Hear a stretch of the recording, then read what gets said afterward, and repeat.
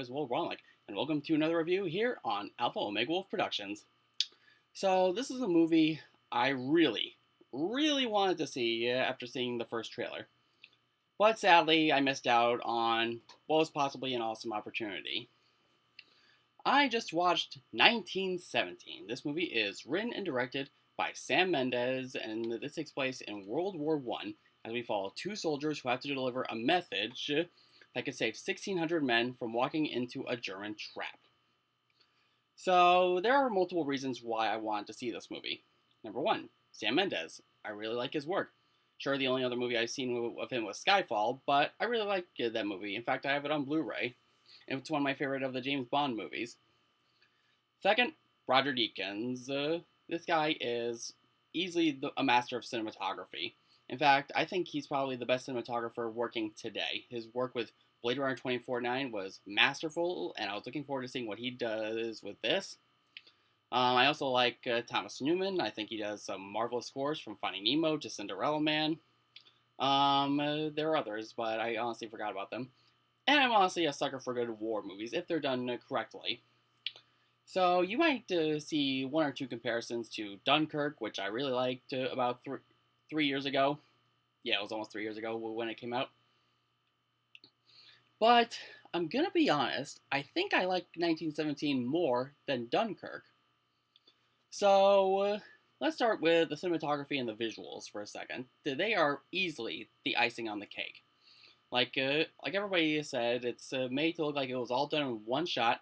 The angles were great. The panning was seamless.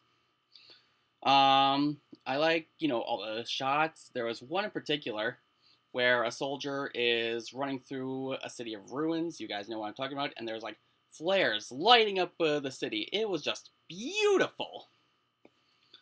I also like the score from Thomas Newman. At first it can be like, calm and sincere, and then all of a sudden it's like blood pumping, edge of your seat non-stop, which I really enjoy. Some people might consider that there's not much story or characterization going on in this movie. And I can understand where they're coming from, but personally I disagree with what they have to say. I mean, the story is straightforward. We know what's at stake. We know what has to happen. It's basically a deliver this message / race against the clock type of story. And as for the characterization, the characters we're supposed to follow are quickly established, and as the journey goes on, we learn more about their characters and what they're going through, and that's what makes a war movie really stand out. Because, personally, after reviewing Dunkirk another time, I feel like that's kind of what it lacked. It didn't give the characters enough depth. They just throw them in there and think we're supposed to care about them. When really, I actually cared about our two leads. I wanted to see them make it to their goal, and I was actually invested in what was going on in their lives. Honestly, my one thing I can take away from this movie is that I regret not seeing this on the big screen, because I think it would have been one hell of an experience.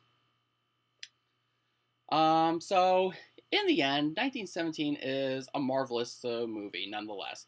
Wonderful cinematography, great music, has some easily identifiable characters, and a pretty simple plot. While some people may consider, like I said, the characterization in the story may not be all that big.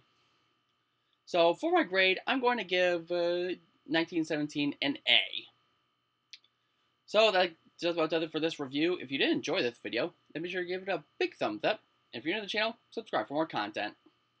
So I have a list of movies that I want to review next. I already told you guys I've seen The Invisible Man, but I want to do it again.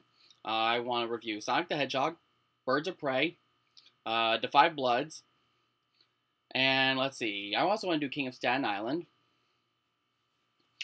And, let's see. Oh yeah, and there's The Lighthouse, which I'll get to in a little bit.